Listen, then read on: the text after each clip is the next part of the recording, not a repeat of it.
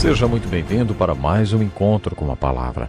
Estamos estudando um dos temas mais fascinantes para os que creem em Jesus Cristo e, ao mesmo tempo, uma das profecias mais aterrorizantes para aqueles que não creem.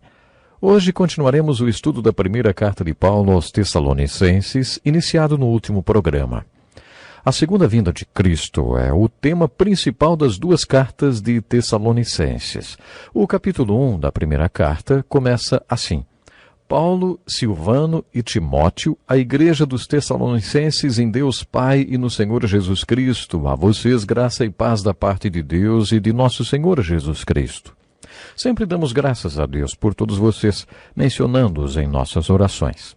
Lembramos continuamente diante de nosso Deus e Pai o que vocês têm demonstrado, o trabalho que resulta da fé, o esforço motivado pelo amor e a perseverança proveniente da esperança em nosso Senhor Jesus Cristo. Foi com esta saudação que Paulo iniciou a carta.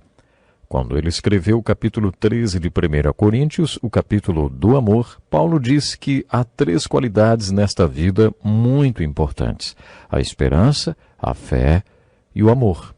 A esperança é importante porque é a convicção que existe em todos os corações de que coisas boas podem acontecer na nossa vida. Existem coisas boas nesta vida e elas vão acontecer na minha vida. Esta convicção chama-se esperança. A esperança é vital porque nos mantém caminhando. Ouvimos falar de milhares de suicídios todos os anos.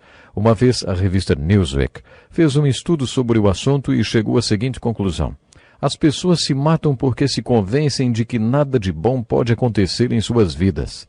Em outras palavras, elas perdem a esperança. Isso acontece com milhares de pessoas todos os anos e é muito triste. Ao mesmo tempo, não é impressionante que milhões de pessoas ainda tenham esperança? Esta grande maioria não é crente. Se soubéssemos de todos os tipos de problemas que enfrentam, ficaríamos questionando como elas ainda têm alguma esperança. A verdadeira esperança é um milagre. Deus coloca esperança no coração de todos os seres humanos. Não é normal que as pessoas percam a esperança. De acordo com Paulo e com o capítulo da fé, o capítulo 11 de Hebreus, outra qualidade vital da vida é a fé. Ouça a descrição de fé que o autor nos deu. A fé é a certeza daquilo que esperamos. Se temos esperança, temos a convicção de que há algo de bom. Mas esta convicção não passa de esperança até que tenhamos um fundamento para ela, uma razão para crer que algo de bom vai nos acontecer. De acordo com a teologia de Paulo, sem este fundamento ou alguma evidência que sugira que algo de bom vai acontecer, a esperança não passa de um desejo. Com Jesus você tem um fundamento para a sua esperança e a fé dá sustentação para a sua esperança. Esta é a diferença entre esperança e fé. A fé precisa de razões para crer que o seu objeto está lá. A esperança e a fé são qualidades vitais. Mas Paulo diz que a maior de todas as qualidades é o amor.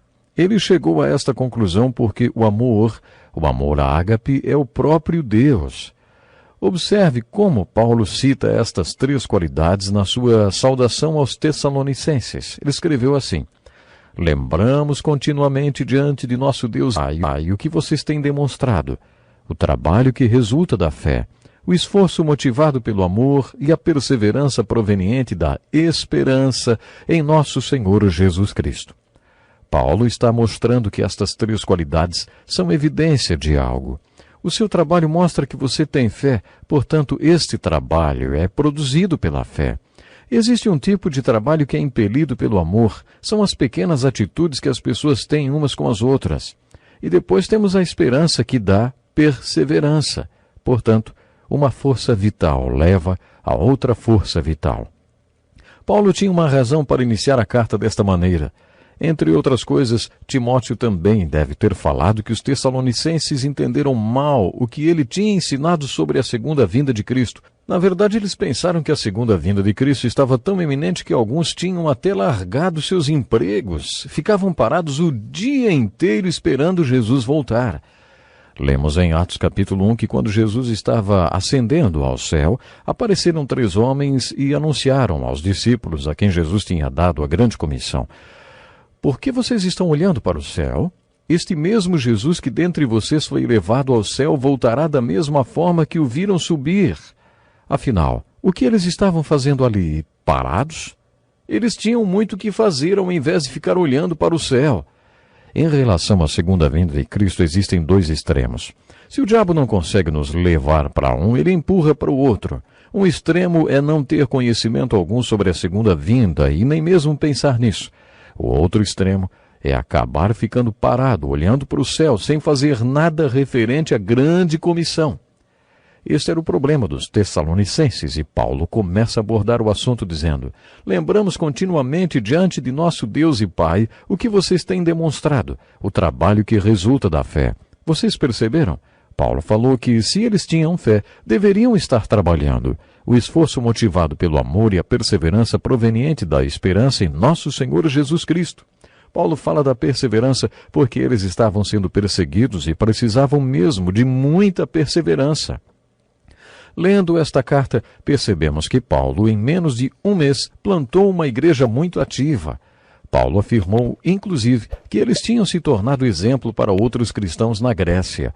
Tinham espalhado a pregação da fé em Deus por todo lugar, para muito além das suas fronteiras, e por isso em todo lugar ouviam-se pessoas falando sobre a fé deles em Deus.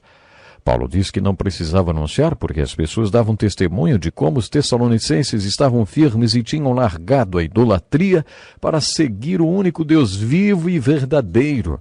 É impressionante pensar que uma igreja tão frutífera foi resultado do trabalho de apenas 3 semanas. Isto nos mostra a unção e o poder do Espírito Santo que o apóstolo Paulo tinha no seu ministério. Observe que todos os capítulos desta carta terminam com a referência à segunda vinda de Cristo. No final do capítulo 1, lemos o seguinte: esperar dos céus seu Filho, a quem ressuscitou dos mortos, Jesus que nos livra da ira que há de vir. Existe uma diferença entre vigiar e esperar.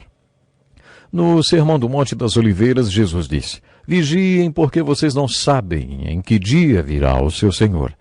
Paulo gostava de usar a palavra esperar quando se referia à segunda vinda de Cristo. Uma vez eu estava numa estação de trem e observei um policial algemado a um prisioneiro esperando o trem. Do outro lado, uma moça esperava o seu noivo. O policial estava vigiando para ver quando o trem chegava e a moça estava esperando pelo trem, uma espera muito ansiosa, inclusive. É nesse sentido que Paulo fala no final do capítulo 1 sobre esperar pela segunda vinda do Senhor. Infelizmente eu não tenho tempo de ler agora, mas gostaria que você lesse os primeiros 20 versículos do capítulo 2, nos quais podemos observar o perfil de Paulo, um modelo de missionário, sua coragem, ousadia, sinceridade, objetividade e sua fidelidade a Deus e à palavra dele.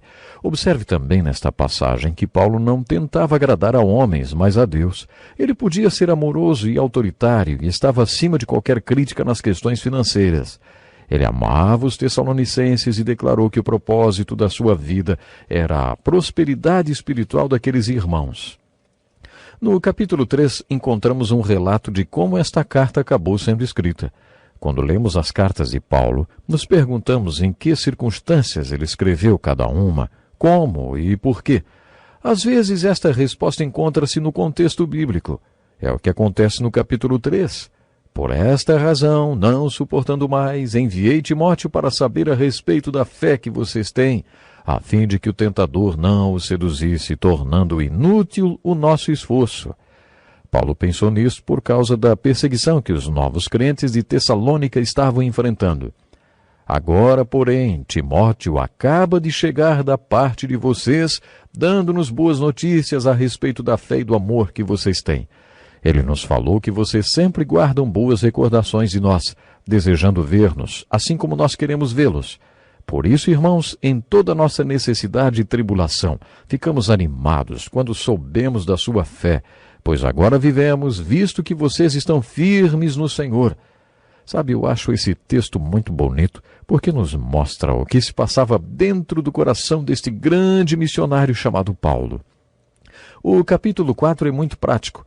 Paulo aconselha os crentes de Tessalônica a ter uma vida tranquila, cuidar dos seus próprios negócios e trabalhar com as próprias mãos, a fim de que andem decentemente aos olhos dos que são de fora e não dependam de ninguém. Esta era a filosofia de Paulo. Os crentes não deveriam ficar olhando para o alto esperando a volta de Jesus, mas deviam trabalhar. Ele mesmo deu o exemplo, trabalhando e se sustentando com a confecção de tendas, você se lembra? Ele escreveu algo parecido no 3º capítulo de 2 Coríntios. No capítulo 4, Paulo escreve uma passagem muito bonita sobre o arrebatamento. Como já dissemos, a segunda vinda não será um evento isolado, mas uma série deles. Entretanto, não existe na Bíblia a definição da ordem cronológica de todos esses eventos. Jesus não deu uma data precisa, nem falou em que ordem todos esses eventos vão ocorrer. Ele foi bem categórico, inclusive. Quanto ao dia e a hora, ninguém sabe, nem os anjos dos céus, nem o Filho, senão somente o Pai. Jesus nos ensinou que não devemos estar presos a datas. Se o próprio Jesus não sabe a data certa nem a cronologia de todos esses eventos, por que nós achamos que podemos questionar as questões de datas e às vezes até causar divisão de opinião e de irmãos por causa de um assunto que nem mesmo Jesus foi informado? Mas não se engane, cada um desses eventos vai ocorrer. Não importa se você acha que o arrebatamento vai acontecer agora ou daqui a um século. Meu desejo é que você seja arrebatado com a igreja. Meu desejo é que você esteja preparado. Alguns acham que o arrebatamento será um dos primeiros eventos da segunda vinda de Cristo. Não importa qual seja a sua opinião sobre a ordem cronológica dos eventos da segunda vinda. O importante é saber se você crê no arrebatamento da igreja e se você está preparado. Lembre-se que o apóstolo Paulo compartilhou estas verdades porque queria levar conforto para os irmãos de Tessalônica. Não deixe de buscar conforto nos ensinamentos do arrebatamento da igreja. Esta é a esperança de todo aquele que crê, mas aqueles que não acreditam serão deixados para trás e sofrerão as consequências. Programe-se para estar conosco no próximo encontro com a palavra, onde vamos continuar o estudo da Bíblia Sagrada. Até lá, Deus lhe abençoe.